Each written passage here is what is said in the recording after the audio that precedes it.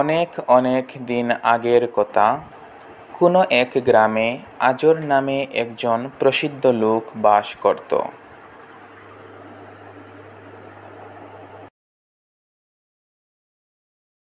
সে মূর্তি বিক্রি করত। সেই গ্রামে অনেক বড় বড় মন্দির ছিল এবং মন্দিরে অনেক মূর্তি ছিল। লোকেরা সেই মূর্তিগুলোকে প্রণাম করত। আজরও মূর্তিগুলোকে প্রণাম করত ও তাদের পূজা করত। আজরের একটি অত্যন্ত সুবোধ ছেলে ছিল, তার নাম ইব্রাহিম। ইব্রাহিম দেখতেন যে লোকেরা মূর্তিকে পূজা ও প্রণাম করে। ইব্রাহিম জানতেন যে মূর্তিগুলো পাথরের তৈরি, তারা কথা বলতে পারে না ও কথা শুনতে পায় না, তারা কারো উপকার ও অপকার করতে পারে না। তিনি দেখতেন মূর্তির গায়ে মাছি বসে আছে, অথচ তারা মাছি তাড়াতে পারে না। তিনি দেখতেন ইঁদুরের দল এসে মূর্তির সামনের রক্ষিত খাবার খেয়ে ফেলছে, কিন্তু তারা প্রতিরোধ করতে পারছে না। এসব দেখে ইব্রাহিম মনে মনে ভাবতেন, মানুষ মূর্তিকে সিজদা করে কেন? তিনি আপন সত্তাকে প্রশ্ন করতেন, মানুষ মূর্তির কাছে আবেদন করে কেন? ইব্রাহিম আলাইহি ওয়াসাল্লাম তার পিতাকে জিজ্ঞেস করতেন, আব্বাজান, কেন আপনি মূর্তি পূজা করেন ও তাদেরকে প্রণাম করেন এবং তাদের কাছে নিজের প্রয়োজন পেশ করেন, অথচ মূর্তিগুলো শুনে না ও কথা বলতে পারে না এবং কারো উপকার ও অপকার করতে পারে না? কেন তাদের সামনে ভোগ্যদ্রব্য রাখেন? তারা তো পানাহার করতে পারে না। আজর এসব কথা শুনে ক্ষুব্ধ হতো, কিন্তু বোঝার চেষ্টা করত না। ইব্রাহিম আলাইহি ওয়াসাল্লাম তার জাতিকে উপদেশ দিতেন, কিন্তু তারাও বোঝার চেষ্টা না করে তার প্রতি ক্রুদ্ধ হতো।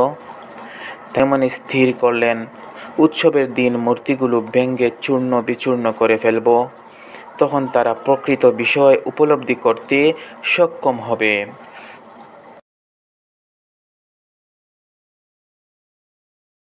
উৎসবের দিন এলো, ফলে লোকেরা খুব খুশি হলো। শিশু বৃদ্ধ সকলে উৎসবে যাওয়ার জন্য বের হলো। ইব্রাহিমের পিতা যাওয়ার সময় ইব্রাহিমকে জিজ্ঞাসা করলেন, তুমি কি আমাদের সঙ্গে যাবে না? ইব্রাহিম উত্তর দিলেন, আমি অসুস্থ। সকলে চলে গেল, কিন্তু ইব্রাহিম বাড়িতে থেকে গেলেন। তারপর ইব্রাহিম মন্দিরে গেলেন এবং মূর্তিদের উদ্দেশ্য করে বললেন, কি ব্যাপার, কথা বলছো না যে? আমার কথা শুনতে পাচ্ছ না? এই তো ভোগ্যদ্রব্য, খাচ্ছ না যে? পাথরের মূর্তিগুলো নীরবে দাঁড়িয়ে রইল, কিছুই বলতে পারল না। ইব্রাহিম বললেন, কি হলো, কথা বলছো না যে? কিন্তু তারা চুপ মেরে রইল, কোনো কথাই বলল না। তখন ইব্রাহিম ভীষণ ক্রুদ্ধ হয়ে কুঠার হাতে নিলেন এবং মূর্তিগুলো ভেঙে গুঁড়িয়ে দিলেন, আর বড় মূর্তিটিকে অক্ষত রেখে তার গলায় কুঠার ঝুলিয়ে দিলেন। লোকেরা উৎসব থেকে ফিরে এসে মন্দিরে প্রবেশ করল এবং উৎসবের দিন হিসেবে মূর্তিকে প্রণাম করতে চাইল, কিন্তু তারা ভিতরে ঢুকে অবাক হলো এবং অনুতপ্ত হয়ে বলল, আমাদের উপাস্যদের সাথে এমন খারাপ আচরণ কে করল?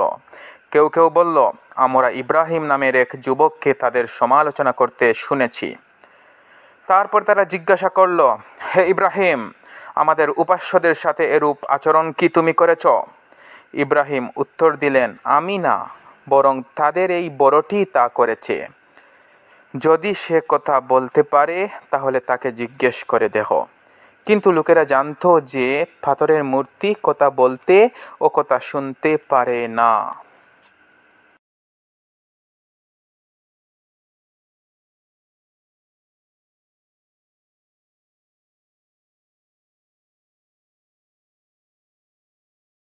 তারা এটাও জানতো যে বড় মূর্তিটিও পাথরের তৈরি, সে নড়াচড়া করতে ও মূর্তিগুলোকে ভাঙতে পারে না। ফলে তারা ইব্রাহিমকে বলল, তুমি তো জানো যে মূর্তি কথা বলতে পারে না।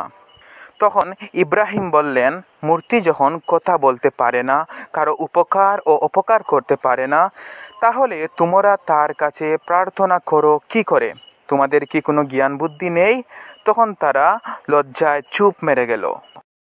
বিক্ষুব্ধ জনতা পরামর্শে মিলিত হয়ে বলল, আমাদের এখন কি করণীয়? ইব্রাহিম তো মূর্তি ভেঙে আমাদের উপাস্যদের অপমান করেছে। উত্তেজিত জনতা জানতে চাইল, ইব্রাহিমের কি শাস্তি হবে, তার কি প্রতিদান হবে? জবাব এলো, তাকে জ্বালিয়ে দিয়ে তোমাদের উপাস্যদের পক্ষ থেকে প্রতিশোধ গ্রহণ করো। অবশেষে তাই করা হলো। আগুন জ্বালিয়ে তাতে ইব্রাহিমকে নিক্ষেপ করা হলো, কিন্তু আল্লাহ তাআলা তার সাহায্যের জন্য আগুনকে নির্দেশ করে বললেন, হে আগুন, ইব্রাহিমের প্রতি শীতল ও নিরাপদ হয়ে যাও। তাই হলো, আগুন ইব্রাহিমের জন্য শীতল ও নিরাপদ হয়ে গেল। ইব্রাহিমকে আগুনের মধ্যে আরামে দেখে লোকেরা অবাক হলো। দর্শক মণ্ডলী, আল্লাহ সুবহানাহু ওয়া তাআলা এভাবে মায়ার বান্দাদের বিপদ থেকে রক্ষা করেন। তাই আসুন আমরা আল্লাহ সুবহানাহু ওয়া তাআলাকে সময় দেই, আল্লাহ তাআলার ইবাদতে মগ্ন থাকি, আল্লাহ তাআলার পথে সময় ব্যয় করি। আমরা আল্লাহ তাআলার ইবাদতের জন্য আমরা রাত দিন সময় ব্যয় করি। আল্লাহ তাআলা যাকে বাঁচাতে চান তাকে মারনেওয়ালা নেই, আর আল্লাহ তাআলা যাকে মারতে চান তাকে বাঁচাওনেওয়ালা নেই। তাই আসুন আমরা আমাদের সব সময়টুকু আল্লাহর পথে ব্যয় করি। আল্লাহ সুবহানাহু ওয়া তাআলা আমাদেরকে তার উত্তম বান্দা হওয়ার তৌফিক দান করুন। আল্লাহুম্মা আমিন।